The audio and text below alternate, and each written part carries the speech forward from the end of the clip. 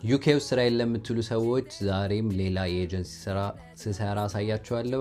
ስለዚህ ኖርማል ከምሰራው ስራ በተጨማሪ አልፎ አልፎ ጊዜ ሳገኝ እንደዚህ አይነት ስራዎች እሰራለሁ። የዛሬው ደግሞ ቶዮታ እና ሌክሰስ ሴልስ ነበረ። ኤግዚቢሽን ቦታ መሄድ ነበረብኝ። አንድ 30 ደቂቃ ድራይቭ አድርጌ ከሄድኩ በኋላ ቢዚ አልነበረም። አንድ ነው ሁለት ሰው ብቻ ነው መጥቶ ያየን።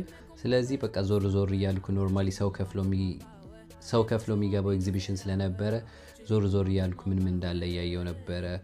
ደስ ይል ነበረ። ወይዘሩም ብዙ አይደብርም ነበረ። ከዛ በኋላ መጨረሻ ላይ ደግሞ እንደዚህ መኪናዎች ሌላ መኪኖችም ስለነበሩ እነሱን ገብቼ ቼክ እያረኩ ነበረ።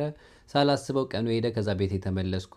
ስለዚህ እንደዚህ አይነት ቀላል የሆኑ ስራዎች መስራት የምትፈልጉ ከሆነ ማአት እንደዚህ አይነት ኤጀንሲዎች ግሩፕ ላይ ፖስት አድርጌላችኋለሁ ቴሌግራም ላይ።